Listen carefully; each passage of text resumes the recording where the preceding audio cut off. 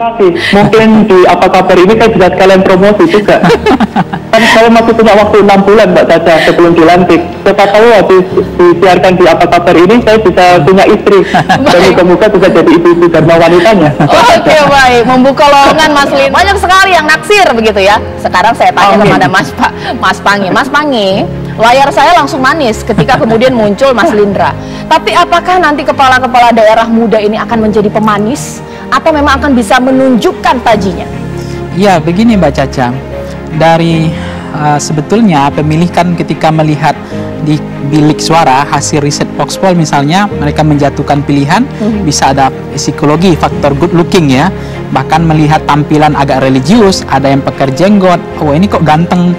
Itu juga menjadi alasan ketika mereka memang memutuskan pilihan politiknya di TPS, sehingga mereka menunggu masa kampanye belum ada pilihan, ketika masa yang program juga belum dapat, tetapi di TPS baru mereka putuskan. Kadang-kadang faktor good looking itu menjadi penting bagi mereka. Nah, yang kedua Mbak Caca, ini anak muda generasi milenial Z yang usianya kan rata-rata ya tadi ada 28, 30 ya. Dan sebetulnya kalau kita cross step dengan data demografi Voxpol misalnya dalam respondennya yang datang ke TPS itu rata-rata yang paling semangat juga usia-usia 17 sampai 30 tahun. Artinya anak-anak muda ini juga memutuskan pilihan, ada kecenderungan ke orang-orang politisi muda, apalagi wajah baru, good looking dan lain. Yang pertanyaan ketiga adalah apakah mampu? Ya. Atau hanya bermodal karena adalah patron politik atau dinasti politik atau kebetulan karena ada oligarki politik, tapi kemampuan mereka seperti yang judul di atas nanti bisa apa, ya kan gitu. Karena begini, beban sebagai generasi milenial itu Mbak Caca itu berat sekali bagi mereka. Sama dengan staf khusus milenial. Kalau mereka nanti tidak mampu punya kinerja yang bagus, tidak bisa punya appropriating yang bagus, tidak ada capaian yang jelas, tidak bisa bekerja out of the box itu, tidak ada gebrakan yang besar, tidak ada narasi, tidak ada pikiran, dan nanti akan muncul misalnya tesis ternyata politisi muda tidak sehebat yang kita bayangkan juga, ekspektasi sama saja dengan politisi tua, bahkan pengalaman pun artinya jangan sampai nanti politisi muda ini ketika dipercaya trust building publik tinggi, tapi ketika dikasih amanah tidak bisa berbuat apa-apa. Nah itu akan merusak stempel anak muda yang tadi berjaya, anak muda yang mendunia, anak muda yang mampu, ternyata ketika dikasih pos-pos seperti itu ternyata tidak bisa berbuat banyak gitu. Itu yang menjadi beban bagi saya, politisi muda ke depan gitu.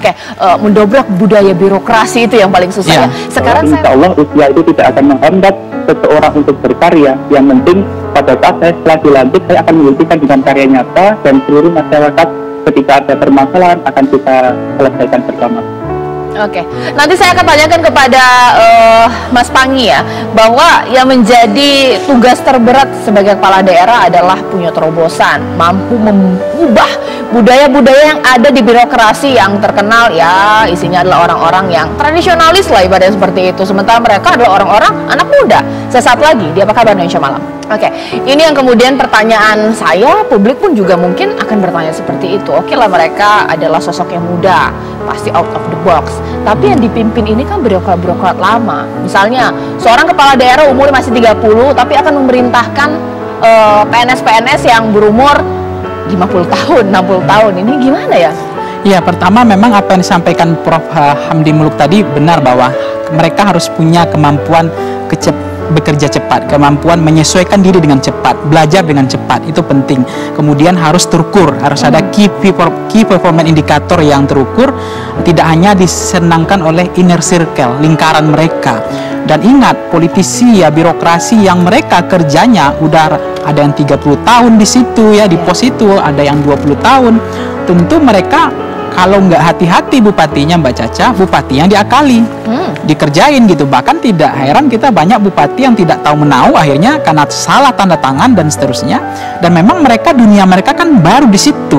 Sementara birokrat yang Mbak Caca bilang yang tua-tua tadi itu udah habitusnya, sudah dunianya nongkrong ada di situ udah puluhan tahun gitu. Jadi inilah yang kemudian disampaikan Prof. Hamdi Muluk tadi adalah kemampuan kepiawaian agar mereka itu bisa bekerja menyesuaikan diri dengan cepat, membaca situasi dengan cepat gitu.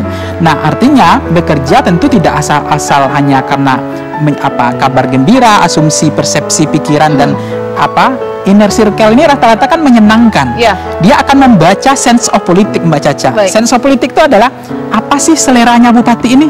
Dia akan baca sampai ke situ. Apa sih cita rasa Pak Bupati kita ini? Dia akan tahu apa maunya Pak Bupati, dia akan tahu apa seleranya Pak Bupati. Nah, kalau dia terlena di situ, itu yang kemudian menurut saya ada jebakan Batman. Banyak kemudian kepala daerah yang anak-anak muda, dia punya masa depan, tapi kemampuan menahan dirinya agak lama, sehingga akhirnya tersandra juga kasus korupsi. Kita bisa lihat, Mbak Caca, ketua umum partai anak muda yang kita andalkan misalnya tergelincir ke kasus korupsi. Sebelum saya ke Mas Lindra, saya kumpulkan mungkin singkat di sini, Mas Pangi, ketika mereka terpilih menjadi kepala daerah muda ya, tapi pemilih mereka ini memang orang-orang muda juga, dan nanti akan juga diawasi oleh orang-orang muda juga kiprahnya, atau kemudian yang sudah dipilih kemudian tidak akan diawasi juga oleh pemilih? Ya, kalau pemilih misalnya ya anak-anak muda tentu akan menagih janji ya, pasti apa yang sudah dilakukan tentu dilihat dari prestasi, capaian, dan akan ada hukuman berat, Mbak Caca. Kalau mereka nggak bisa ada meningkatkan approval ratingnya, maka nanti ada sanksi, dia tidak akan dipilih lagi. Itu wajar gitu. Yang kedua adalah apa yang sampaikan Prof. Hamdi tadi, benar bahwa memimpin perusahaan, memimpin pemerintahan, memimpin birokrat, itu ada kepiawaian tersendiri, kemampuan tersendiri.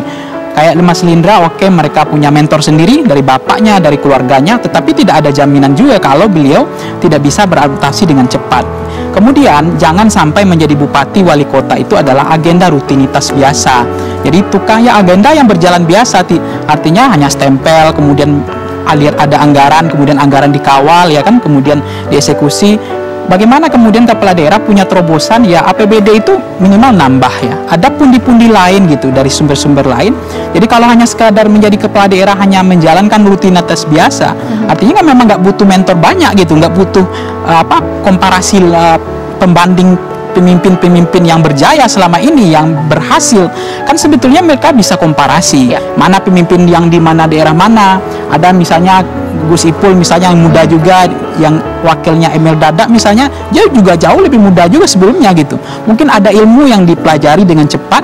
Artinya jangan sampai kemudian bahwa kita terlalu percaya diri juga melihat situasi. Memang birokrat ini saya pikir, saya tidak mengatakan birokrat adalah orang yang biasa, tetapi mereka juga punya jam terbang yang tinggi soal itu. Sehingga ketika ada tadi bupati yang bahkan disenangkan oleh bawaannya jelas Sekda paham apa maunya bupati, nah itu yang kemudian jebakan Batman itu bisa terjadi gitu. Nah nanti pertanyaan saya di segmen berikutnya adalah calon-calon kepala daerah yang berjaya di quick count. Meski kita menunggu real count ini, mereka punya garis keturunan yang sangat kental.